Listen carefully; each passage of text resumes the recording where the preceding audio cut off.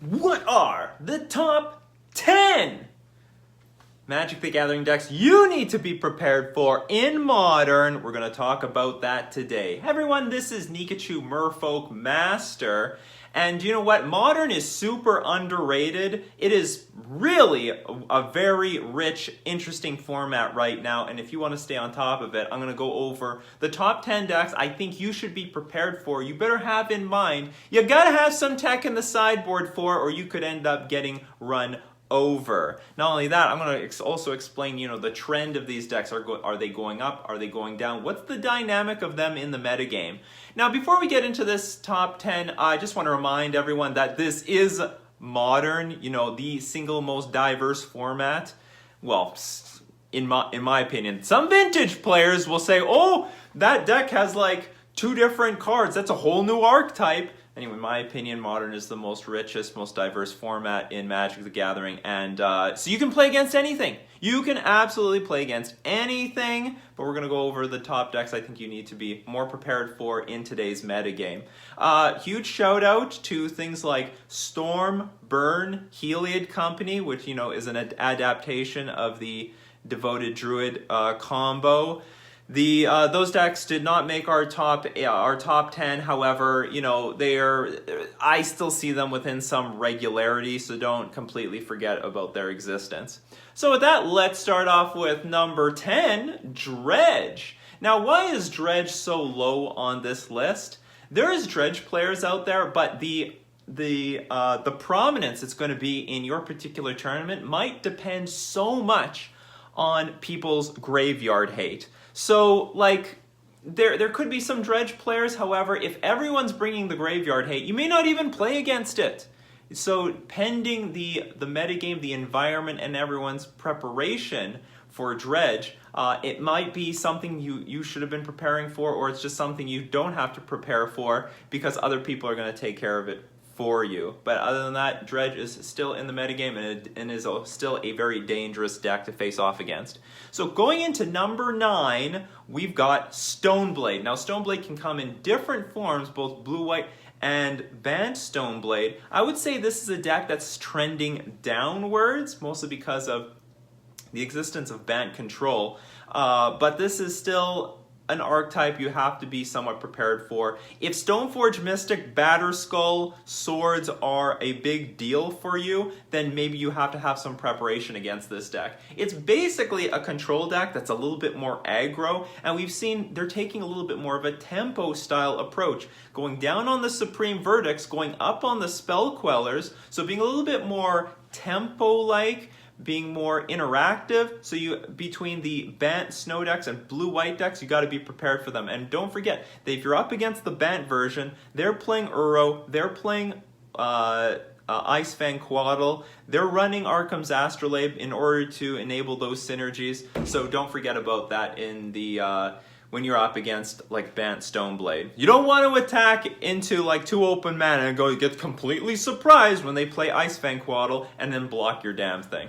So coming in at number 8 is Tron. That's right, regular, old-fashioned, mono green Tron. Tron, and by the way, it's coming up actually in somewhat big numbers. I think there's actually 2 particular good reasons for it. Apparently, it's a budget deck on Magic the Gathering Online, so when you are preparing for a Modern event online, this is actually a pretty cheap option in the grand scheme of things when you're trying to either buy into a deck or actually borrow a deck through Mana Traders or something like that. But I think an even more prominent reason, the second reason, is that the existence of Jund has, risen significantly in popularity. Those Jund players, they've gotten out of the woodwork. They came out of their basements, they came out of the attic of their house, and they are back into the metagame. They were basically worshipping Bloodbraid Elf, Tarmogoyf, and Thoughtseize 24/7 until the right time came. Kroxa just got printed, and basically the deck that old Jund players have hated for years is Tron. So Tron is back. It's got a good thing they could just destroy. They have they have a good matchup that they have now a reasonable presence in today's metagame. So I think you have to be now prepared for regular Tron. And moving into number 7 is Death Shadow variants. Death Shadow is just, it's a deck everyone owns, all right? It's a very popular deck, and whether it's well positioned or not really doesn't matter. People are still going to be playing Death Shadow, and they're just going to be customizing it the best way that they can for the current metagame. It is basically like more or less the attrition deck of choice for the last 3 years, and has been pretty effective. So a lot of people already own Death Shadow, either the 4-color variety or Grixis Death Shadow variety, so be prepared for both. Shadow is definitely not going to leave Modern anytime soon, and so if you are going to any particularly big Modern event, or you want to be prepared for Modern, you always have to have a plan for Death Shadow. So moving into number 6, we've got Titan decks. I'm talking Titan Ramp, and I'm talking Amulet Titan. Not exactly talking Titan Shift.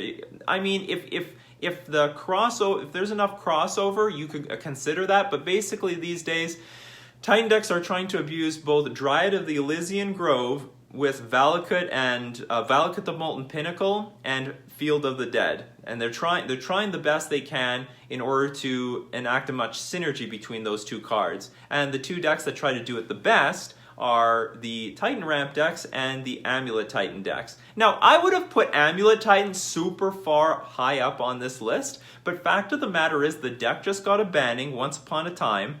And in my opinion, that should not bring the number of Amulet players down by too much, because they still got a bunch of upgrades. Like, come on, they got Dryad of Elysian Grove, and maybe, sure, it's harder to find that card now because you don't have Once Upon a Time, but certainly it's got to still be a pretty damn good card in the archetype. So anyway, as usually what happens, if a card gets banned, people just like drop the deck and say, oh, now it's not going to be good anymore. So I would say that the Titan decks are underrated, but I don't see them in as large numbers as they used to be, because I think people are just not giving it as much credit as it should. It's undervalued, underrepresented because it just received a banning. But you have to be prepared both for the Amulet and the Titan Ramp decks. Those things are something you have to be paying attention to in Modern. Now, going on to number 5, Urza decks. Now, we're talking both Dimir, Urza, we're talking Whir of Invention to find your Thopter Street Foundry and Sword of the Meek combo. They also play Ensnaring Bridge to lock you out of the game. But there's also the Urza deck that's more grindy and more value-like, playing still Gilded Goose. Basically, it's basically the Simic Urza deck that we saw with Oko, Thief of Crowns, but they've now replaced Oko with Uro. So this is the more value grindy version of Urza that's just trying to get tons of card advantage with Emery and Urza and Uro. Just draw the cards, Cryptic Command, bounce my Sanctuary. Just very value-based deck. Better have a plan for Urza in 2020. Now moving into number 4. I never thought we would see this deck again, but we've got Jund. Jund is back. It really is back. I don't know if it should be back, but hey, it's back. It's back in big numbers. Tons of people are playing Jund. And maybe it has a good place in the metagame right now. That it's being much slower, much more effective to grind out. As you see, if we look at all the decks on this top 10 list, I actually think Jund performs reasonably well against a lot of them because the format's quite slow, and that favors a more grindy, attrition-based deck that's going to pick your hand apart with Thoughtseize, with Inquisition of Kozilek. Oh, you've got a creature? Okay, I'm just going to kill it, and you're not going to get any value out of it. So with that in mind, I think Jund actually has a place in Modern right now, and just because there's so many people playing the deck, you have to be prepared for it. So, be prepared for the Tarmogoyfs. Be prepared for Renin 6. This is the new Dark Confidant. That's new.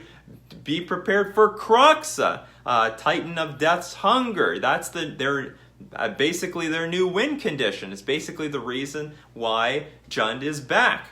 And that card is a reasonable clock. Before, Jund had trouble closing out games. Now they don't have any trouble closing out games. They got a 6/6 creature that when it attacks, if you don't discard a land, if you don't discard a good card, because if you discard a land or nothing, you're going to hit for 3. So basically, it can be a 9, basically like a 9 power creature.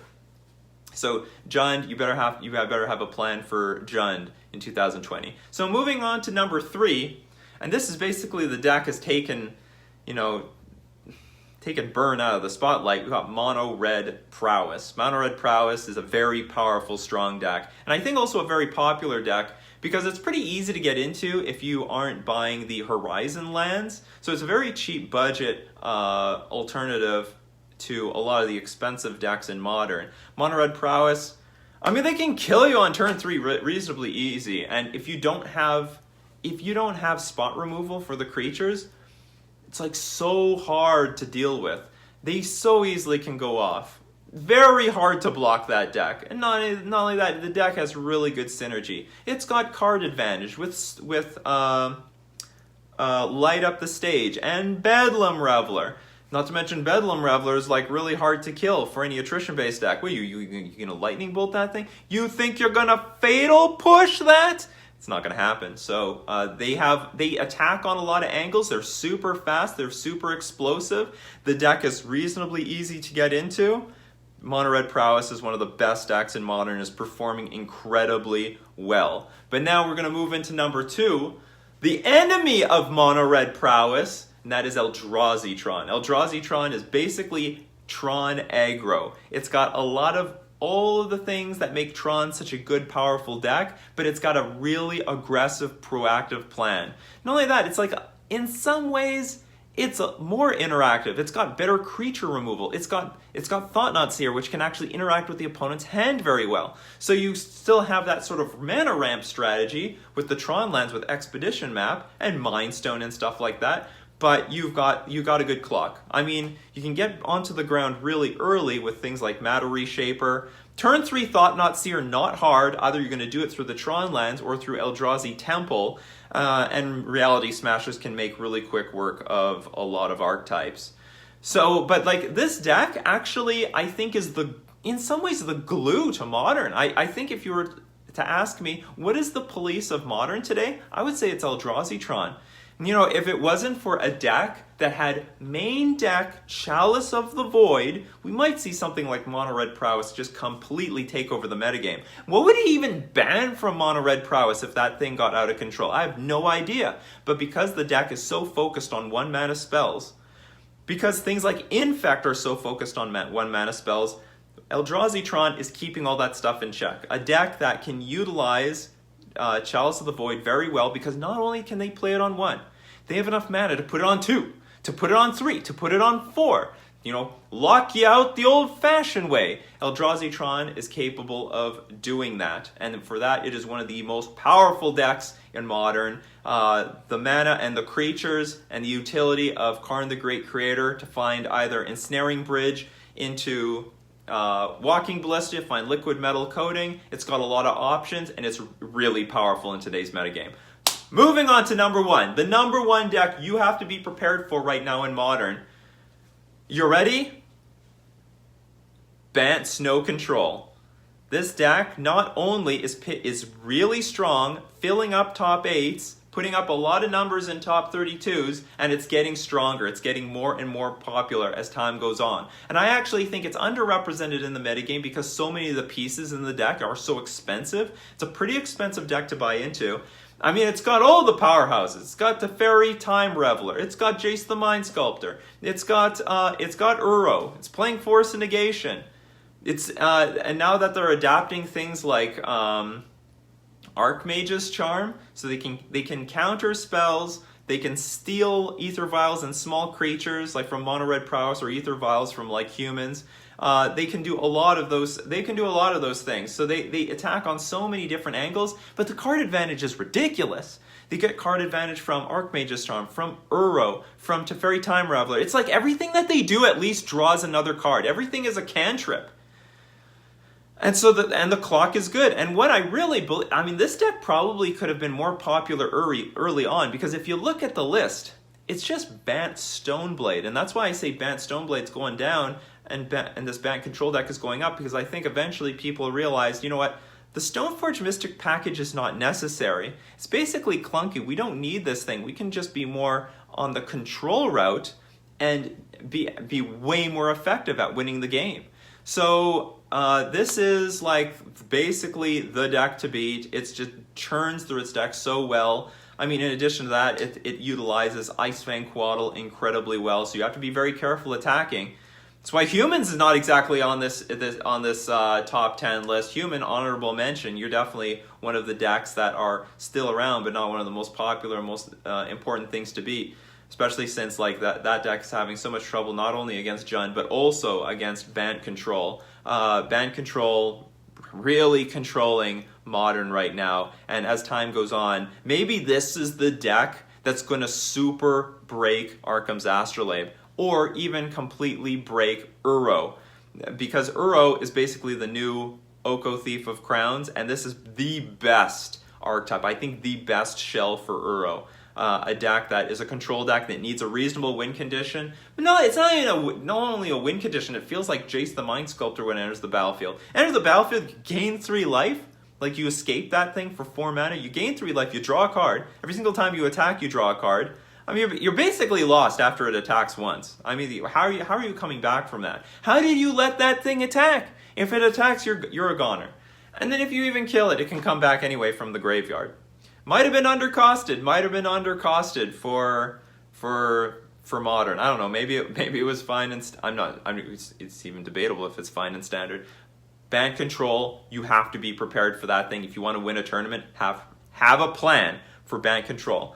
Would you have changed anything on this top 10 list? Let me know in the comment section below. This has been Nikachu, Merfolk Master, letting you know what you need to prepare for in Modern.